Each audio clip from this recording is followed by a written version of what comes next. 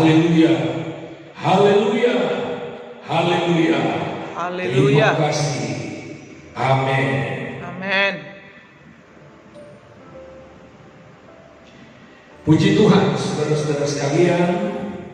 Saya percaya bahwa hari ini kita diberkati oleh Tuhan. Amin. Haleluya. Lawatan Tuhan ada Ya. di tengah-tengah. Amin. Amin. Amin. Hari ini kita memperingati Jumat Agung yang sebenarnya satu rangkaian dalam satu kata, yaitu Paskah.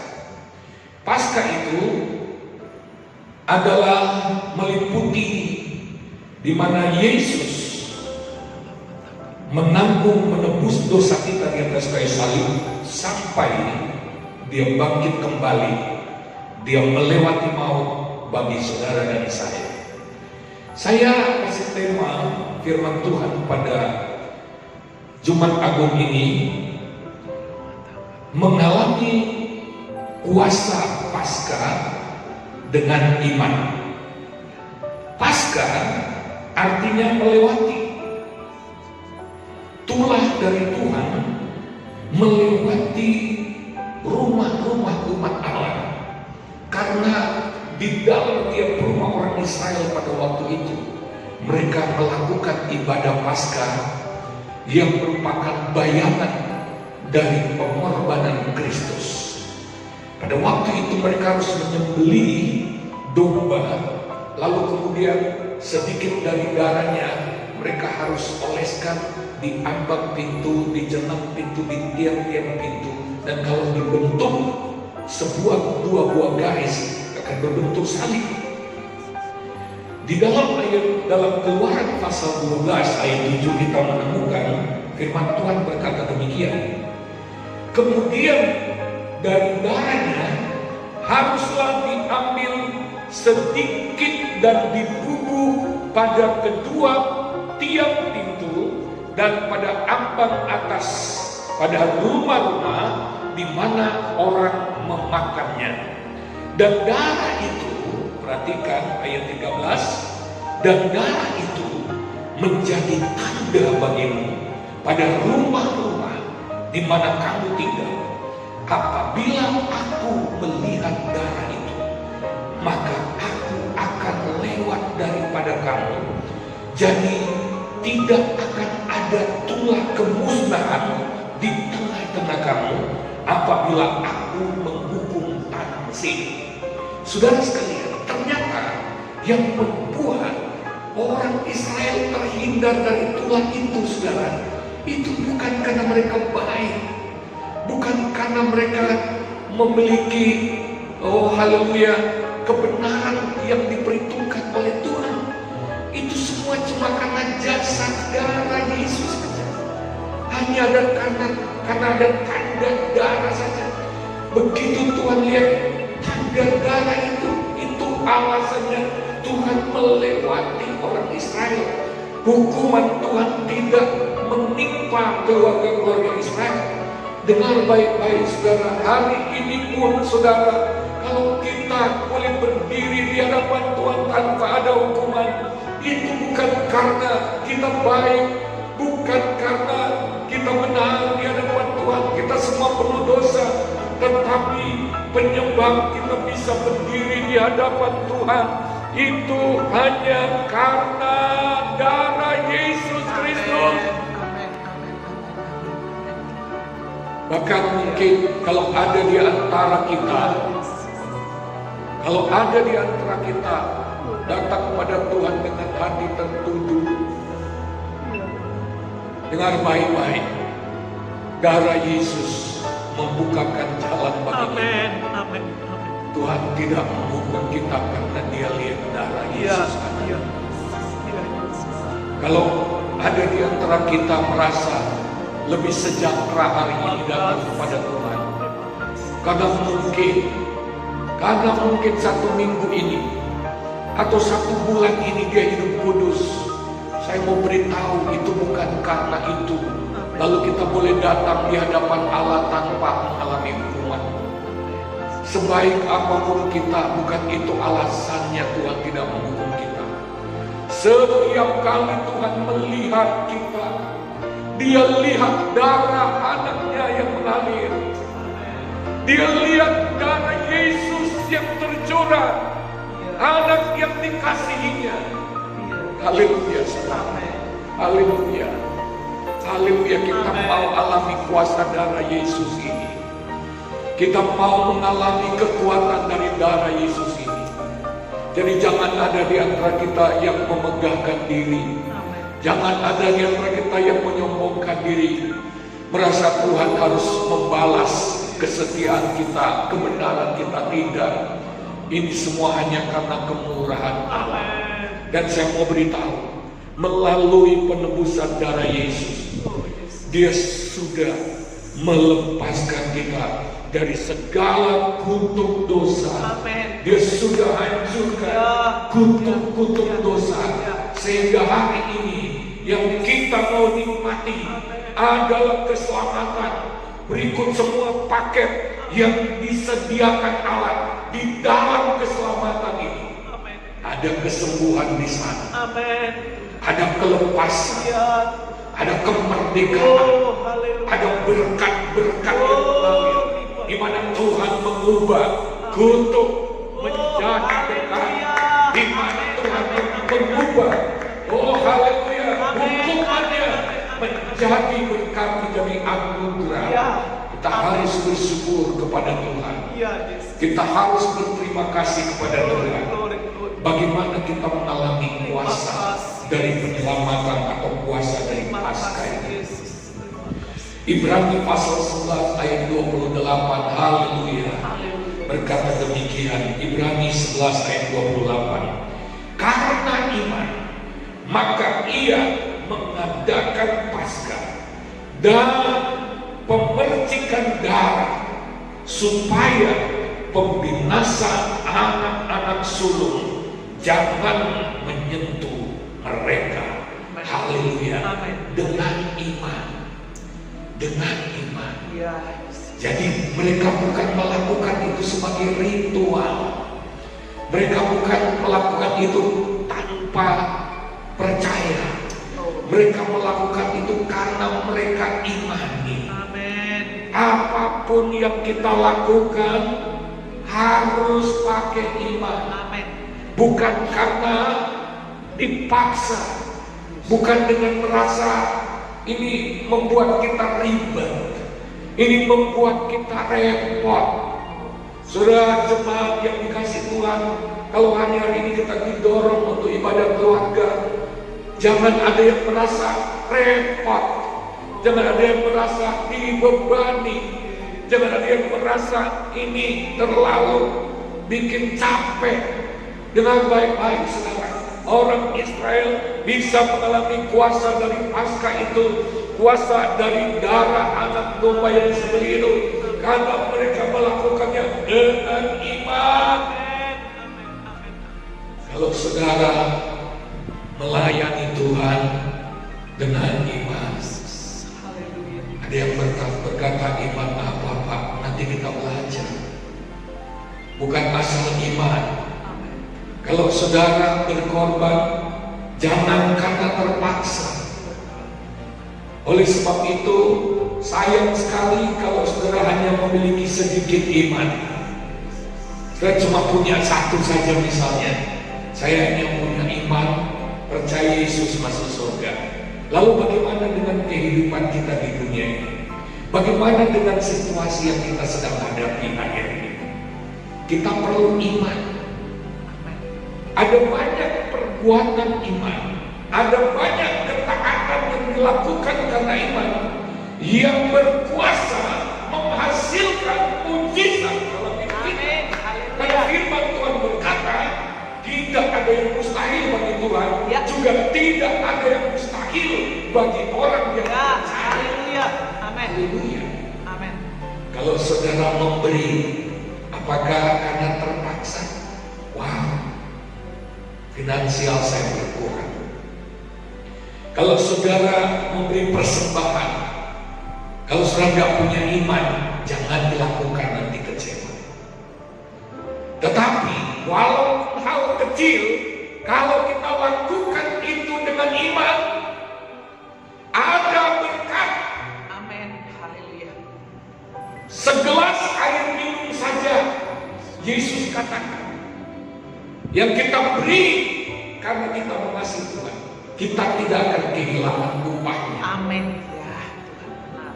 Oleh sebab itu, rugi kalau kita tidak memiliki kekayaan iman ini. Oh, glory. Haleluya. Kita tidak akan mengalami apa-apa kalau kita tidak memiliki iman. Ada yang masih praktek perburuhan. Kalau dia praktek dengan iman, dia mau memberi, dia berjanji tanpa dipaksa. Karena dia mengasihi Tuhan, bukan semata-mata karena aturan, bukan semata-mata karena legalistik, bukan karena diperintah, tetapi dia melakukan karena mengasihi Tuhan.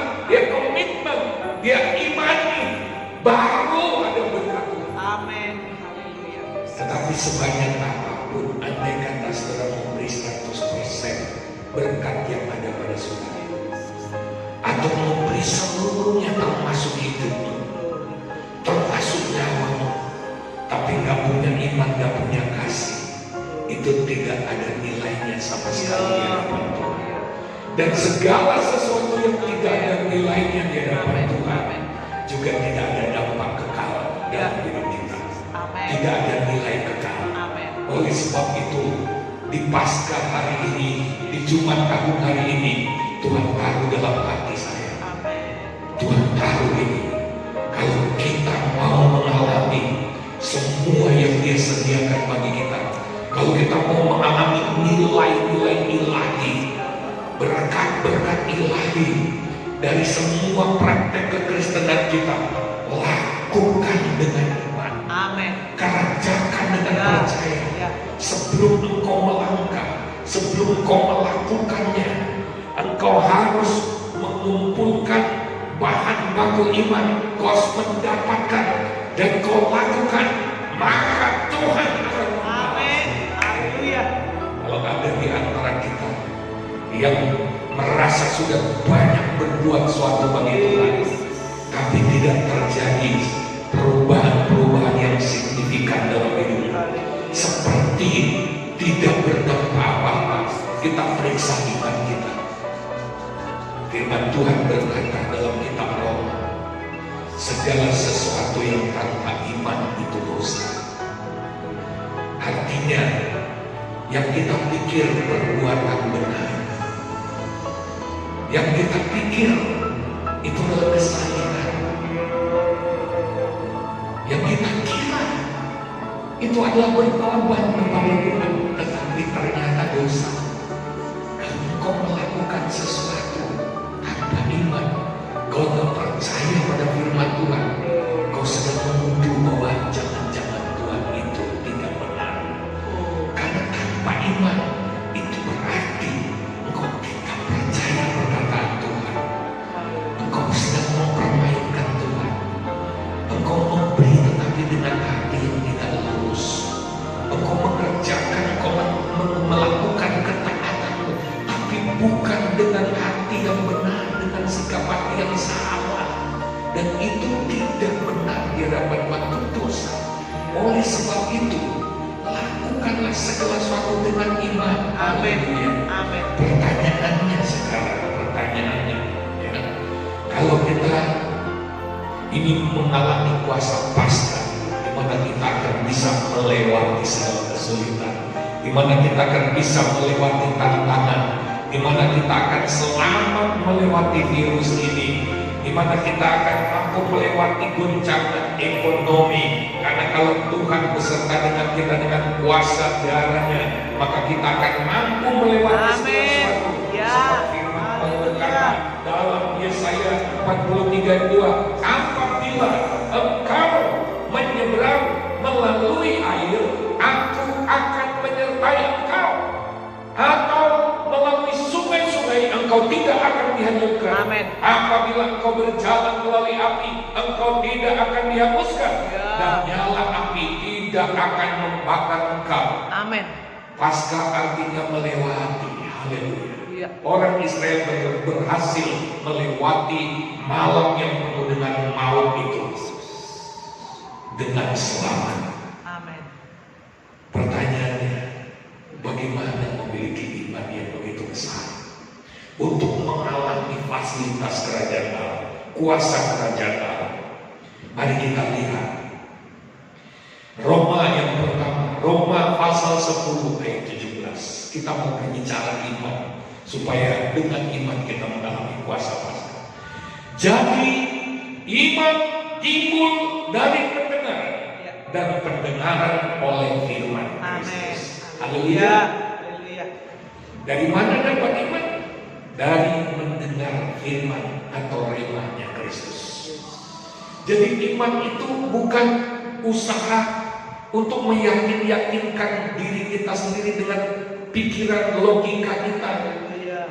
Iman itu hanya timbul, iman yang benar hanya timbul kalau ada bahan baku, ada benihnya, yaitu firman, yaitu rema. Kita sudah berkali-kali mendapat pelajaran bahwa rema itu hanya didapat oleh orang-orang yang melekat dengan Tuhan, karena rema itu adalah perkataan yang diucapkan ulang. Firman Allah yang tertulis dalam Alkitab, logos, berubah menjadi rema, meningkat menjadi rema. Tulisan dalam Alkitab, kalimat-kalimat huruf berubah, ada rohnya, itu rema, ada kehidupan di dalamnya.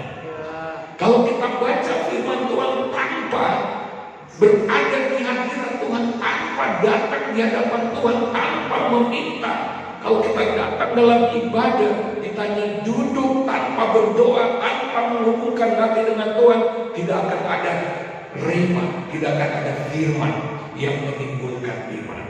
Jadi hal yang pertama, kita harus memilih mendengar firman.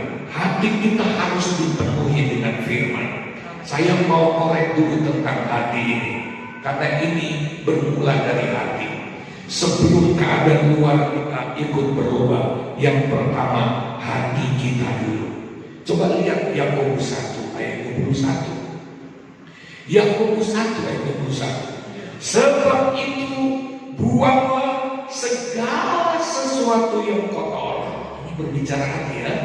Dan kejahatan yang begitu banyak, bukan sedikit, banyak, sampai kita tidak tahu apa saja.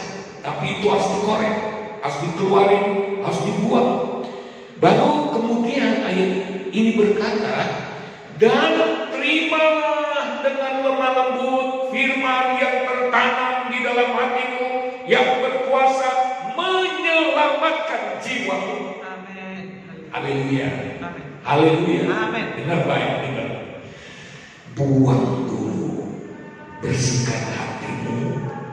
Kalau kita mau dengar firman, kalau kita mau dapat bahan baku iman, semua yang gak benar di hati kita, termasuk logika-logika yang bertentangan dengan firman, termasuk pengalaman traumatis, kepercayaan yang salah, yang gak benar, itu harus dibuang dulu, dikosongin dulu. Kita harus berkata begini kepada Tuhan, Tuhan, hari ini aku gak punya lagi, aku sudah buntu, aku gak punya lagi pemikiran apapun, aku gak yakin lagi segala sesuatunya, aku hanya mau percaya Engkau, katakanlah apapun yang Engkau katakan, aku mau terima. Amin. Baru firman Allah itu akan ada tempat dalam hati kita. Berapa banyak orang Kristen mendengar firman tanpa pembersihan hati lebih dahulu, tanpa membuang segala sesuatu yang kotor dan kejahatan yang begitu banyak. Coba kita prosentasikan, di hati kita banyakkan mana? Banyakkan firman atau banyakkan hal yang tak benar? Kenapa hidup kita kacau? Karena hati kita banyak kacau. Cara berpikir kita, persepsi kita belum diberesin. Cara sudut pandang kita masih belum sinkron dengan firman Allah. Kita masih menyimpan banyak hal yang tidak benar, pola pikir, mindset yang tidak betul dalam hidup kita. Kalau kita ingin mengalami kuasa supranatural Allah melalui Paskah ini, di mana Dia akan menolong kita melewati segala kesulitan, segala tantangan. Bersihkan hati, jangan sok pintar dengan Tuhan. Amin. Amin. Jangan sok argumentasi dengan Tuhan. Firman Tuhan itu ya dan amin. Amin. Ya. Dengar baik, mau dapat iman? Amin. Karena hanya iman saja yang bisa mengakses kuasa. Hanya iman yang bisa mendapatkan kuasa, menarik kuasa. Dengar baik. Ada banyak mujizat Tuhan yang akan terjadi kalau kita punya iman. Tetapi banyak orang berpikir dia punya iman, merasa punya iman. Ternyata imannya buatan dirinya sendiri, bukan buatan firman. Kalau kita belajar dalam perjanjian lama, pada waktu Abraham dan Sarai istrinya tidak punya anak, supaya mereka bisa punya anak, dalam Kejadian 15 ayat 1 sampai 4, Tuhan harus program ulang, install ulang itu hatinya Abraham, ya, persepsi cara berpikirnya.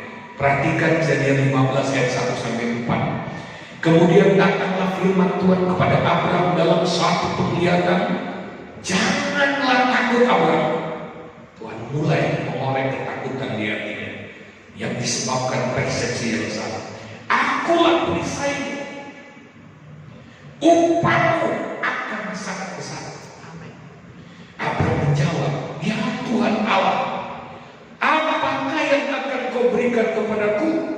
Karena aku akan meninggal dengan tidak mempunyai anak, dan yang akan mewarisi rumahku ialah Eliezer orang Damsyik itu. Ini Abraham mulai berargumentasi dengan Tuhan. Lagi kata Abraham, engkau tidak memberikan kepadaku keturunan, sehingga seorang hamba-Mu nanti menjadi ahli warisku. Tetapi datanglah firman Tuhan kepadanya. Tetapi kalau kita menghadapi masalah apapun, kita mulai mencoba memakai argumentasi. Jangan lupa untuk menghancurkan argumentasi yang salah dengan berkata, tetapi kata Tuhan. Kalau hari ini kita kekurangan, kita harus berani berkata, tetapi kata Tuhan. Itu yang paling berkuasa, saudara. Kalau hari ini kita merasa tubuh kita digerogoti oleh sakit penyakit, mungkin karena kita tidak berkata, tetapi kata Tuhan. Mungkin karena kita nggak punya tetapinya itu. Apapun yang kita hadapi sudah waktunya untuk kita harus mengganti, harus mengatasinya dengan kata tetapi Tuhan. Apa keadaan kita hari ini? Apa kesulitan kita hari ini? Oh, Yesus. Dengarkan baik-baik. Apapun kata dunia, apapun kata orang, apapun kata pikiranmu, apapun kata pengalamanmu, engkau harus berkata begini, tetapi kata Tuhan. Amin. Amin. Amin. Amin. Amin. Itu dia. Ya. Itu dia yang Ya. Tuhan lakukan dengan Abraham. Ya. Tetapi datanglah firman Tuhan kepadanya. Demikian, orang ini tidak akan menjadi ahli waris. Tuhan mencungkil balikan pemikiran Abraham yang nampaknya pikiran gagasan yang terbaik. Abraham berpikir gak ada jalan lain lagi, itu yang terbaik. Tetapi Tuhan mengatakan bukan itu. Hidupmu sudah baik, gagasanmu sudah baik. Kalau kita mengalami yang terbaik dari Tuhan, kita harus berkata, tetapi Tuhan masih ada. Amin. Yang terbaik lagi buat kita. Ya. Melainkan anak kandungmu, dialah yang akan menjadi ahli waris. Amin. Tuhan harus tanam firman di hati Abraham.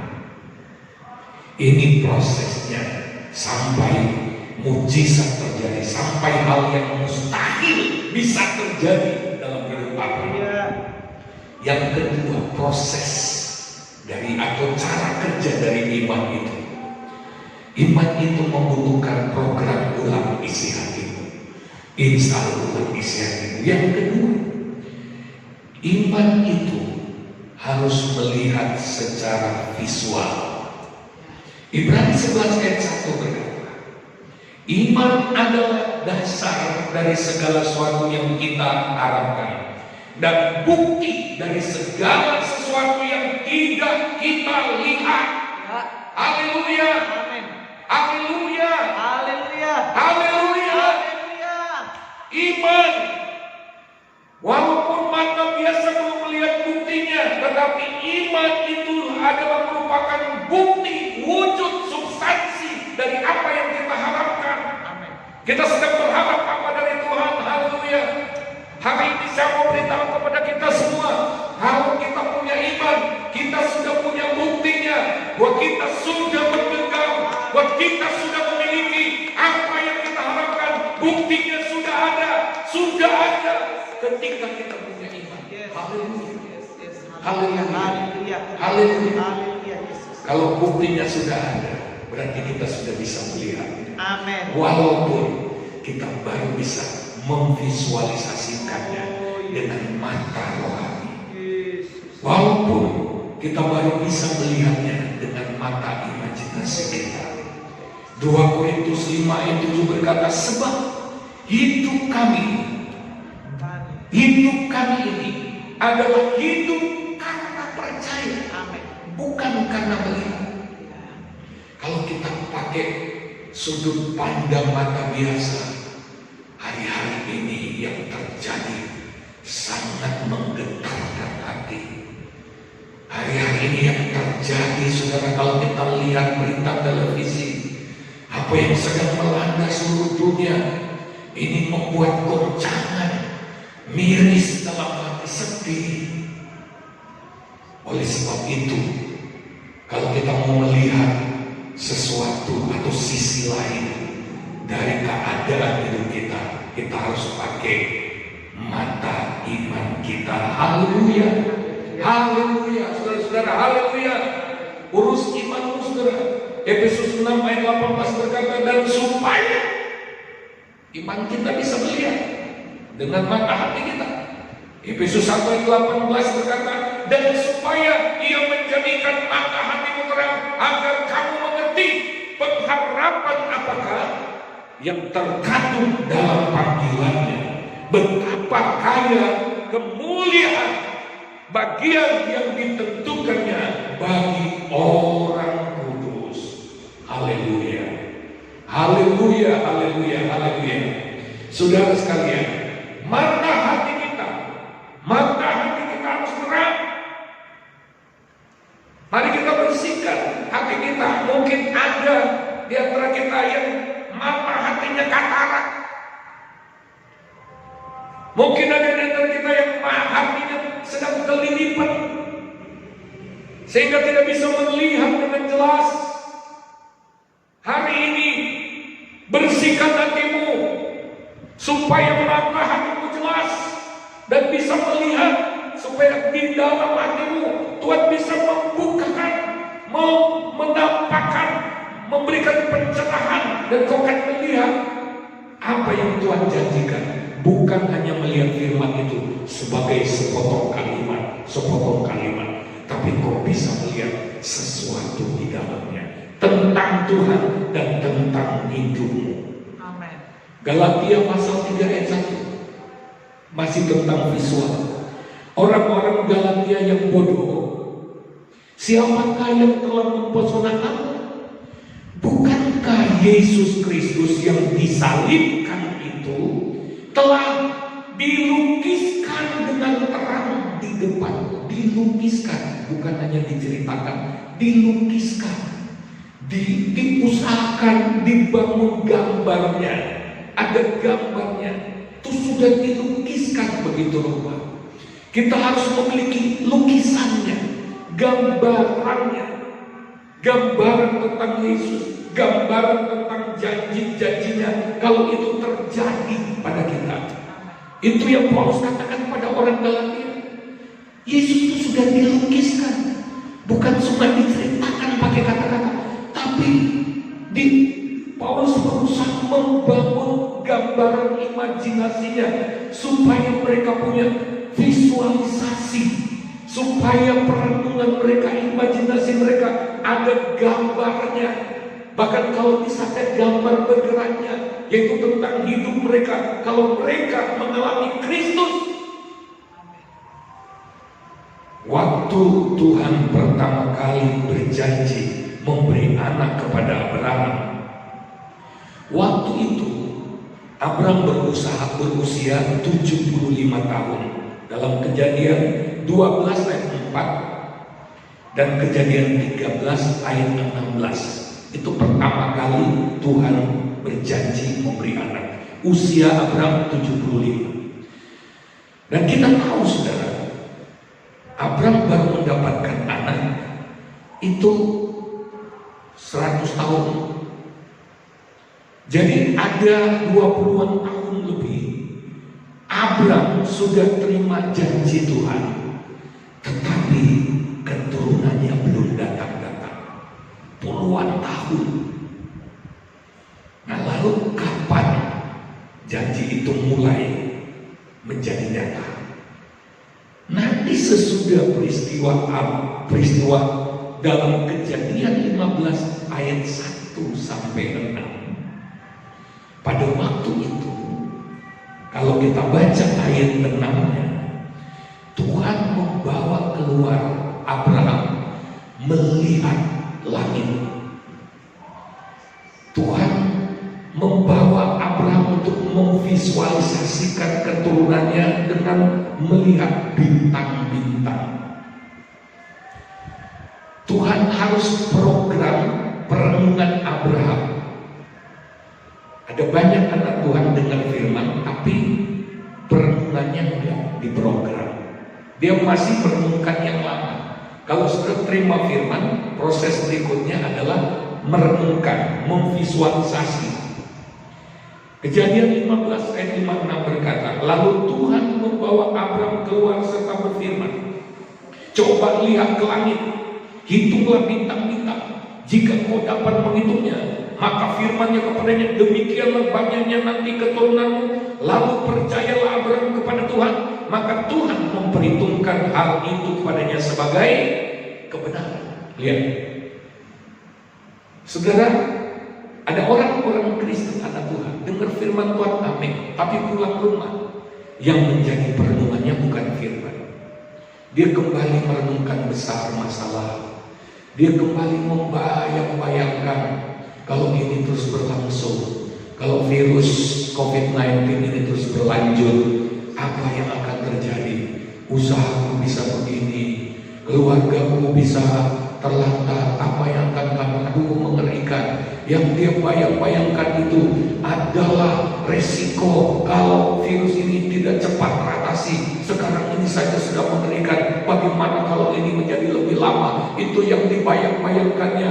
Dia pikir bahwa virus itu lebih kuat daripada Tuhan, sehingga dia merasa perlu untuk membayang-bayangkan kedahsyatan virus itu. Hari ini ubah bayangan pikiran, ubah, dapatkan firman, lalu mulai membayang-bayangkan firman itu terjadi. Dari Kejadian pasal 15 sampai pasal 17, saya percaya itulah waktu yang cukup untuk Abraham melakukan proses merenungkan firman dengan visualisasi. Lalu kemudian Ishak dikandung oleh Sarah. Ya, periksa apa yang sedang menjadi isi perenungan kita. Apakah perkataan teman? Apakah perkataan tetangga? Apakah berita-berita televisi? Apakah situasi? Kita periksa. Buang itu, kata Yakobus. Buang, ganti dengan perenungan yang baru. Program ulang. Supaya siaran di wajahmu, kalau wajahmu adalah layar televisi, supaya siaran yang keluar itu siaran surga. Haleluya. Channelnya lain, karena channel dari ketakutan imajinasi yang lama sudah di off. Sekarang channel baru. Jadi kalau kita tampil berjalan, wajah kita seperti layar televisi memberitakan, menayangkan hal-hal yang indah dari Tuhan, hal-hal yang ajaib dari Tuhan. Ubah channelnya. Haleluya. Yang ketiga, kalau kita ingin iman kita bisa mengakses kuasa dari Paskah yang bisa membuat kita mampu melewati segala kesulitan. Saya tidak berkata kesulitan dilenyapkan. Saya berkata sesuai firman Tuhan, walaupun kesulitan ada, tapi dengan iman kepada kuasa Allah kita dijanjikan akan mampu melewati. Katakan, saya akan mampu melewati. Haleluya. Yang ketiga, iman harus memperbaharui atau harus mengubah kata-kata kita. 2 Korintus 4 ayat 13. Namun karena kami memiliki roh iman yang sama, seperti ada tertulis, aku percaya, sebab itu aku berkata-kata. Maka kami juga percaya, dan sebab itu kami juga berkata-kata. Sekali lagi saya mengatakan, saya tidak mengatakan bahwa iman bisa menghilangkan, melenyapkan kesulitan, menyelenyapkan masalah kita. Di dalam Alkitab ada banyak bukti, ada banyak janji firman Tuhan. Kita akan melewati masalah. Tuhan tidak menghilangkan masalah, Tuhan tidak melenyapkan masalah, Tuhan tidak melenyapkan duri dalam daging dari Paulus, tapi Tuhan berkata, aku akan menyertai, aku akan berikan kau kekuatan, aku akan berikan engkau jalan keluar, supaya kau bisa melewatinya. Saya memberitahu bahwa ada orbitnya Tuhan di tengah persoalan kita. Orang-orang biasa, orang dunia, bahkan anak Tuhan yang tidak sungguh-sungguh tidak akan dapat melihat, apalagi melewati jalan ini. Tuhan punya orbit rahasia, Tuhan punya jalan rahasia di tengah masalah, sehingga walaupun di kiri kanan kita dikepung masalah, tetapi Tuhan bisa bikin jalan di tengah masalah. Petrus pernah dibikinkan jalan oleh Tuhan, dia bisa jalan di atas air. Tuhan ahli membuat jalan-jalan rahasia. Dia biarkan masalah itu terus ada, tetapi dia lengkar kita. Jangan takut. Ada kalanya saudara, kalau kita jalan dengan Tuhan itu kayak bermain di atas gelombang. Oh, ada kalanya kita diangkat begitu tinggi. Jangan takut, kalau dengan Tuhan kita tidak akan kenapa-kenapa. Asal kita terus berdekatan dengan Tuhan, asal kita terus dekat dengan Tuhan, asal kita terus berpaut padanya, asal kita terus cinta Dia, kita tidak akan kenapa-kenapa. Karena apa? Karena Tuhan beserta dengan kita. Gelombang setinggi apapun membanting kita ke bawah, kita tidak akan ditenggelamkan asalkan kita dekat dengan Tuhan. Tapi bagaimana Pak kalau tenggelam? Bagaimana kalau saya mati? Berarti sudah waktunya. Karena kalau belum waktunya kita tidak akan kenapa-kenapa. Saya juga tidak menjanjikan bahwa engkau tidak mati. Tuhan seringkali membawa kita dalam pengalaman-pengalaman yang mengerikan hanya untuk mengajar kita. Mazmur 91 berkata, kalau kita melewati kesesatan, Dia akan menyertai kita. Dia bilang lewati, jangan takut. Keadaan apapun jalan saja. Yang penting jangan jauh-jauh daripadaku. Haleluya, haleluya. Roma 10 ayat 8 berkata, tetapi apakah katanya ini? Firman itu dekat kepadamu yang di dalam mulutmu dan di dalam hatimu. Itulah firman iman yang kami beritakan. Sebab jika engkau mengaku dengan mulutmu bahwa Yesus adalah Tuhan dan percaya dalam hatimu bahwa Allah telah membangkitkan Dia dari antara orang mati, maka kamu akan diselamatkan. Karena dengan hati orang percaya dan dibenarkan, dan dengan mulut orang Bukan cuma percaya dalam hati. Kalau mulut kita berkata lain, kalau pola kata tidak berubah, pola bicara kita, pola komunikasi kita masih yang lama, saya ingin memberitahu dan saya bisa pastikan engkau tidak sedang memiliki iman yang benar. Kalau imanmu benar, kalau imanmu dibangkitkan oleh firman, itu pasti mengubah cara berkata-kata. Ada orang mengaku punya iman, percaya Tuhan menolong, tetapi perkataannya beda. Perkataannya penuh keraguan, perkataannya masih penuh kecemasan. Oh, ini bukan iman yang asli. Iman yang asli mengubah kata-kata kita. Aturan Tuhan, waktu Tuhan bicara dengan Abraham, saya perhatikan dalam Kejadian pasal 15 ayat 5, itu kan ditulis, jikalau engkau dapat menghitungnya. Bahasa asli memakai kata kapan. Kapan ini bisa berarti menghitung, dalam terjemahan bahasa Inggris recall. Menghitung juga bisa berarti menceritakan. Ada kisahnya. Ketika Tuhan bilang, kalau engkau bisa menghitung, menceritakan. Lalu apa yang harus Abraham ceritakan?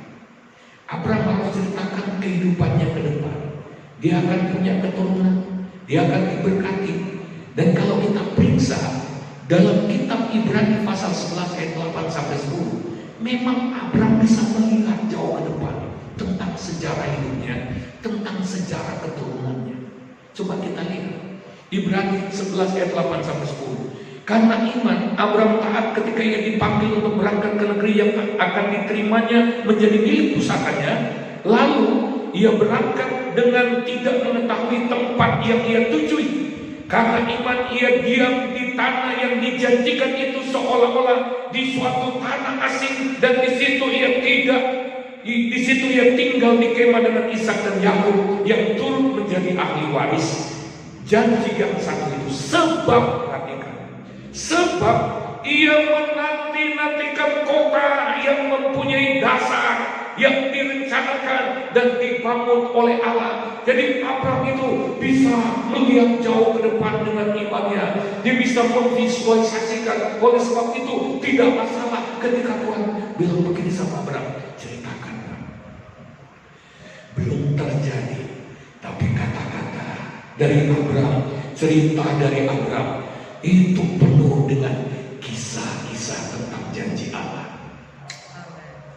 Kalau kita percaya kepada Tuhan, kita sudah bisa bercerita tentang apa yang akan terjadi. Orang yang imannya kuat, di mulutnya ada bukti juga tentang hidup yang akan dialami. Dapatkan iman seperti itu. Tuhan Yesus berkata, kalau kau minta sesuatu dan kau percaya sudah menerimanya, itu akan terjadi. Jadi kita sudah tahu bahwa kita akan alami. Kalau kita tidak punya iman, kita sudah tahu kita akan alami apa. Kalau kita punya iman, sekali lagi kita sudah tahu kita akan mengalami apa. Oleh sebab itu, apapun yang sedang terjadi saat ini, itu tidak akan mempengaruhi kita, karena kita sudah tahu endingnya. Bahkan kita tahu karena apa? Iman kita sudah melihat lebih dulu.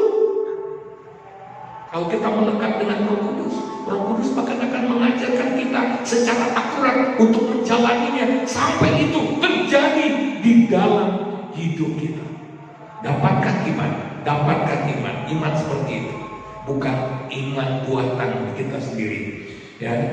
Dan kita mulai berkata-kata, karena kata-kata kita itu sangat penting. Hai kamu, dalam Matius 12 ayat 34, hai kamu keturunan ular belidak, bagaimanakah kamu dapat mengucapkan hal yang baik, sedangkan kamu sendiri jahat? Karena yang mengucapkan mulut meluap dari hati. Orang yang baik mengeluarkan hal yang baik dari perbedaan hatinya yang baik, dan orang yang jahat mengeluarkan hal yang jahat dari perbedaan hatinya yang jahat. Ayat 36, tetapi aku berkata kepadamu, setiap kata sia-sia yang diucapkan orang harus dipertanggungjawabkannya pada hari penghakiman. Karena menurut ucapanmu engkau akan dibenarkan, dan menurut ucapanmu pula engkau akan dipersalah, engkau akan dihukum. Saudara sekalian, hati-hati dengan berkata-kata. Kita periksa, coba kita periksa. Kalau kata-kata kita sering negatif, yang harus diurus adalah hati, yang harus diperiksa adalah hati. Itu berarti imannya gak beres. So kalau imanmu beres, kata-katamu juga pasti beres, pasti benar. Ini yang luar biasa. Yang keempat, iman meregenerasi sel untuk mempersiapkan kekuatan fisik dalam menghadapi atau dalam mengadaptasi penggenapan janji Allah. Saya menemukan ini dalam kehidupan Sarah. Sarah diberi kekuatan untuk melahirkan anak, untuk mengandung. Ini bicara fisik, saudara, fisik ya. Coba kita lihat dalam Ibrani 11 ayat 11 sampai 12. Karena iman, ia juga dan Sarah beroleh kekuatan untuk apa? Untuk menurunkan anak cucu. Walaupun usianya sudah lewat, fisiknya sudah gak mampu, berbahaya sekali. Kenapa dia bisa mendapat kekuatan? Karena dia menganggap dia Tuhan yang memberikan janji itu setia. Itulah sebabnya. Maka dari satu orang, malahan orang yang telah mati pucuk, terpancar keturunan besar seperti bintang di langit dan seperti pasir di laut. Mati pucuk. Secara medis tidak mungkin. Secara fisik melahirkan dalam usia seperti itu berbahaya. Ini sudah nenek-nenek sudah reot. Seperti mobil itu sudah karat. Itu kalau dimuati bertonton itu akan remuk, saudara. Begitu juga Sarah. Dia harus mengandung 9 bulan lagi. Itu sangat berbahaya, bisa menghancurkan badannya.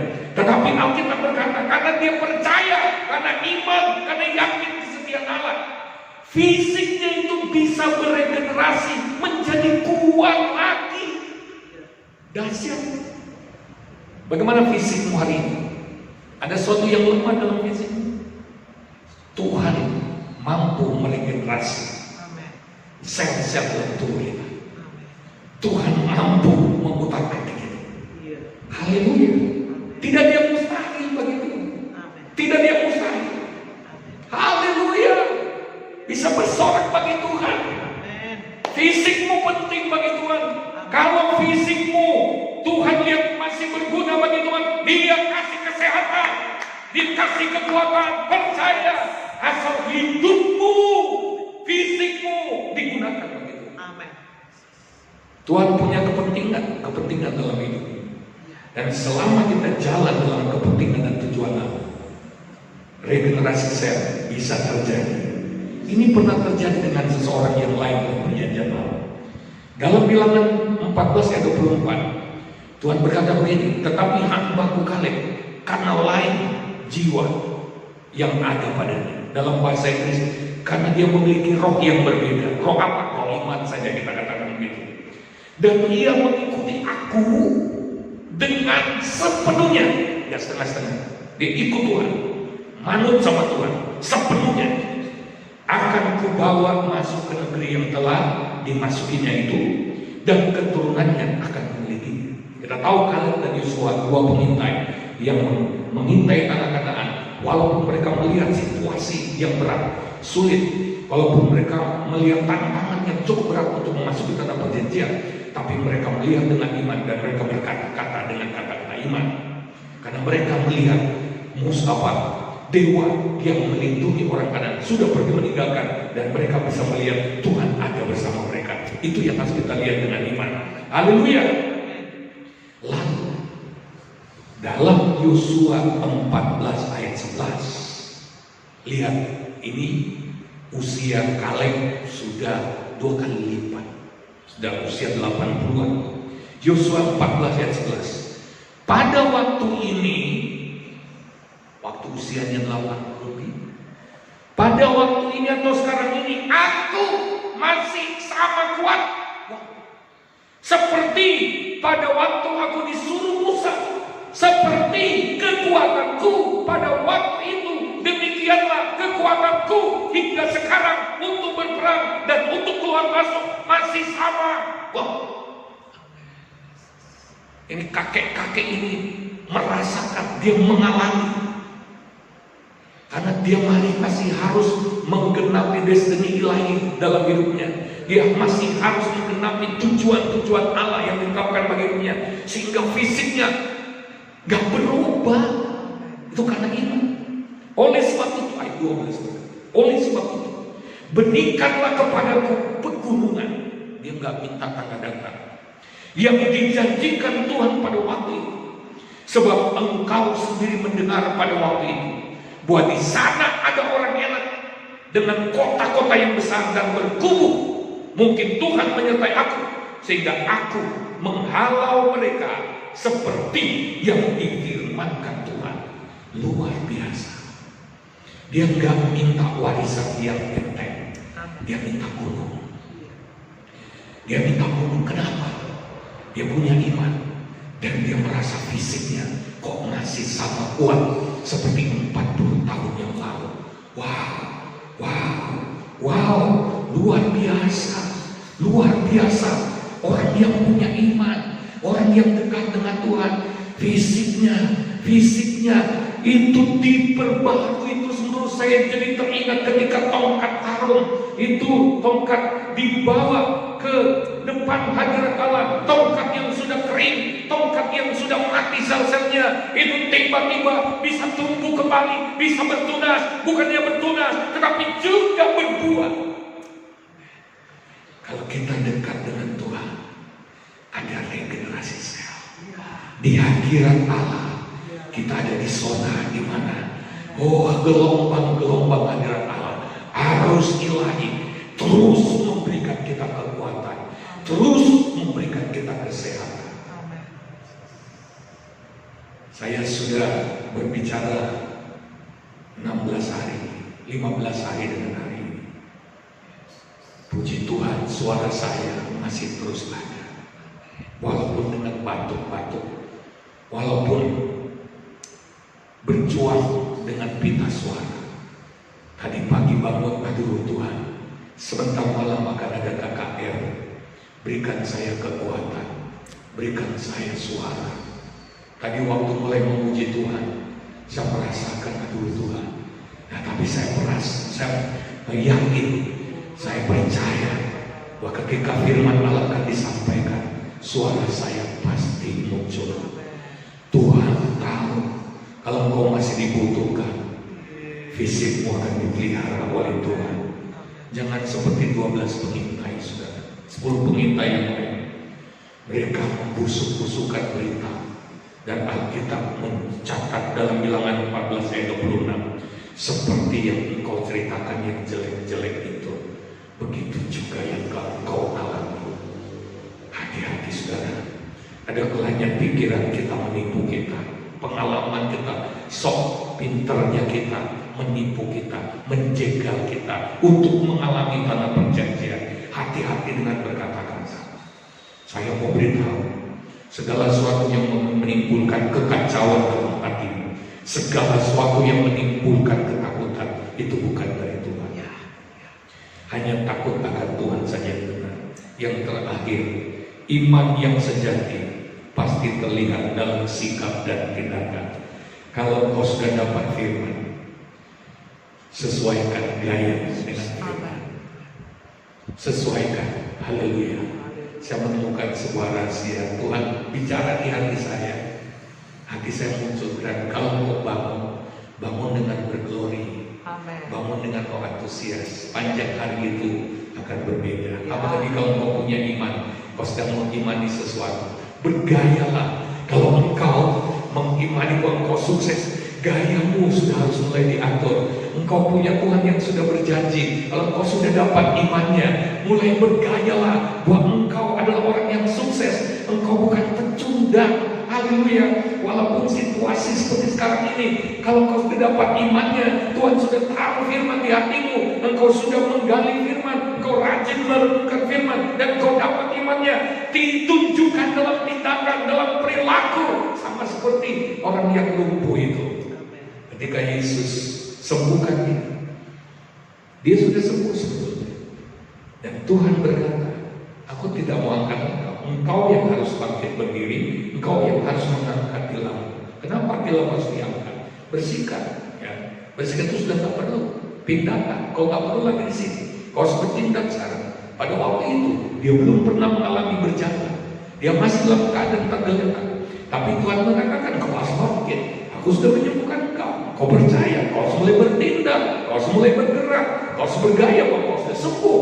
Kalau kau tidak mau bergaya, itu tidak akan terjadi. Kalau kau tidak mau berperilaku seperti yang kau imani, itu tidak akan terjadi padamu. Jadi orang lumpuh itu mulai bangun, dia mulai berpikir, aku sudah sembuh, aku harus bangun, aku harus berdiri. Dan ketika dia berdiri, kesembuhan itu terjadi. Haleluya, bertindaklah sesuai dengan iman. Ya. Oh haleluya, haleluya, haleluya, haleluya, haleluya, haleluya. Tuhan Yesus ada bersama-sama dengan kita. Haleluya. Mari kita mau datang kepada Tuhan. Kita mau datang kepada Tuhan. Haleluya Yesus. Haleluya, haleluya. Haleluya Yesus. Haleluya, haleluya. Haleluya. Kita nyanyikan sebuah nyanyian. Sekalipun aku dalam lembah bergelap, ku tak takut sebab kau besertaku. Sekalipun badai ombak datang menerpa, ku tak gentar sebab kau di sisiku. Haleluya.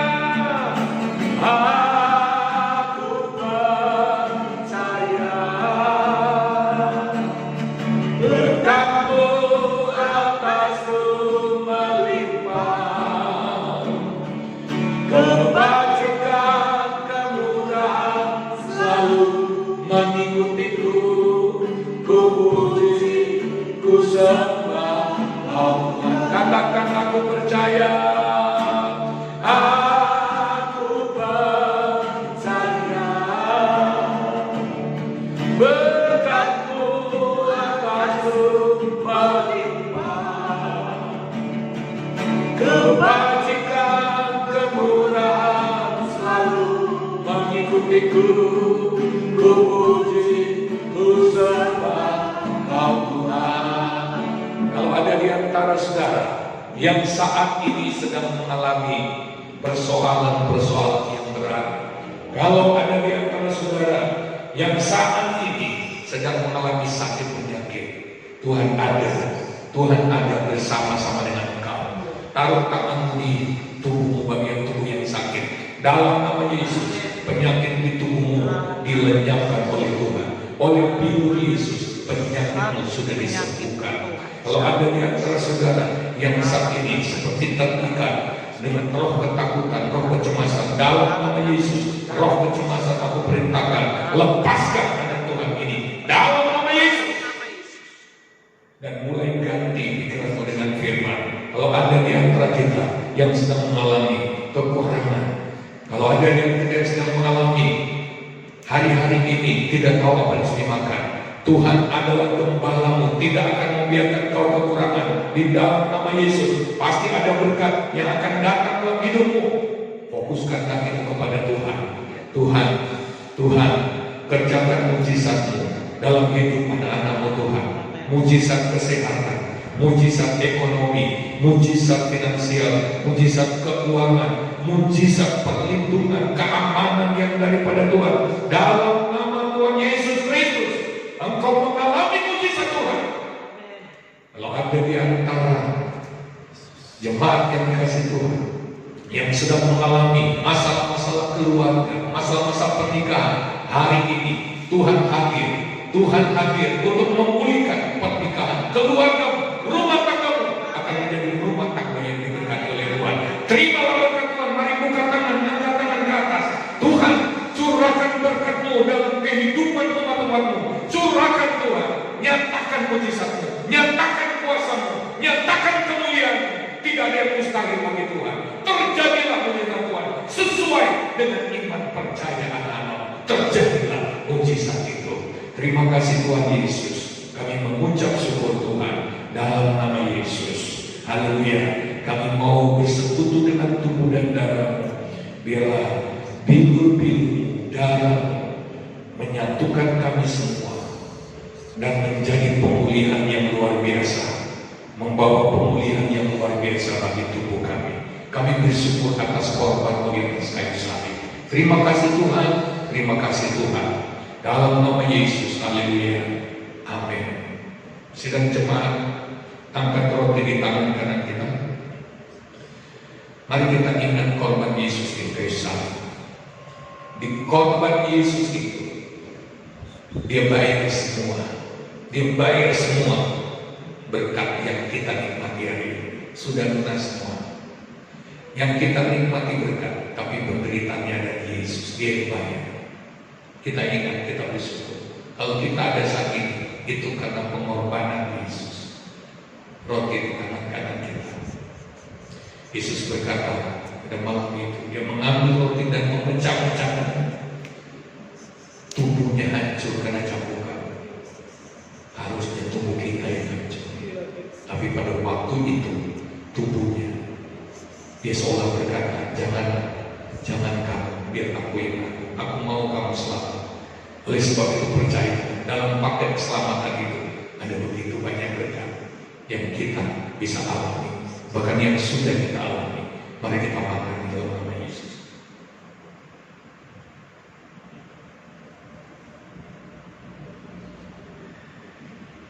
Haleluya. Angkat cawan tangan kanan kita. Setiap anugerah, setiap berkat yang kita terima, di dalamnya ada tetesan darah Yesus sebagai harga. Penyakitmu juga, kesembuhan, ada tetesan darah. Sudah lunas, kita tinggal menikmatinya. Kelimpahan, kurang mata kaya dalam masa kaya. Ya mata kaya dalam masa kaya. Haleluya. Yesus mengambil cawan dan berkata, ini adalah perjanjian yang baru yang dimeteraikan oleh Dia. Memang Tuhan punya banyak janji, tapi harganya mahal. Namun bukan kita yang bayar, tapi Yesus yang bayar. Mari kita minum.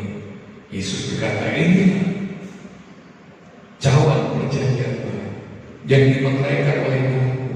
Minumlah sebagai peringatan akan aku. Sebab setiap kali kamu makan dan minumnya, kamu memberitakan kematianku sampai aku datang kembali. Kita minum di dalam nama Yesus. Haleluya. Haleluya Yesus. Haleluya Tuhan. Haleluya. Haleluya. Haleluya. Haleluya. Haleluya. Haleluya. Haleluya. Haleluya. Kuasa darah Yesus. Kuasa biru Yesus. Oh haleluya. Kuasa salib Yesus terjadi, bekerja di dalam hidup kita semua. Dalam nama Yesus Kristus, kita bersatu dengan Yesus, kita bersekutu dengan Yesus. Kekuatan yang menjadi kekuatan kita. Haleluya. Rohnya di dalam kita memberikan kita kemenangan, bahkan menjadikan kita lebih dari pemenang. Tuhan, terima kasih untuk korban-Mu. Terima kasih Tuhan untuk anugerah-Mu. Terima kasih Tuhan untuk kasih karunia-Mu yang besar. Kami mengucap syukur di dalam nama Tuhan Yesus Kristus. Terima kasih Tuhan, Kau sudah memimpin ibadah KKR ini dari awal sampai pada akhirnya. Dan kami yakin seluruh jemaat dimanapun berada diberkati oleh Tuhan. Saudara sekalian, kita akan akhiri ibadah ini. Berkat dari Allah Bapa di surga, kasih dan kemurahan dari Yesus Kristus Anak yang tunggal, persekutuan dan urapan Allah Roh Kudus menyertai kita semua dimanapun kita berada, melindungi kita semua, membungkus kita semua dengan kasih sayangnya. Oh haleluya. Dan diberkatilah semua yang kita kerjakan, dipimpin Tuhan, diberkati keluarga kita, diberkati usaha kita, diberkati kesehatan kita, diberkati kota kita, diberkati provinsi kita, diberkati negara kita Indonesia. Tuhan tolong pemerintah yang berusaha mengatasi wabah virus ini. Kami serahkan di dalam tangan Tuhan. Kami akhiri acara ibadah KKR ini di dalam nama Tuhan Yesus Kristus. Haleluya. Amin. Tuhan berkati kita semua.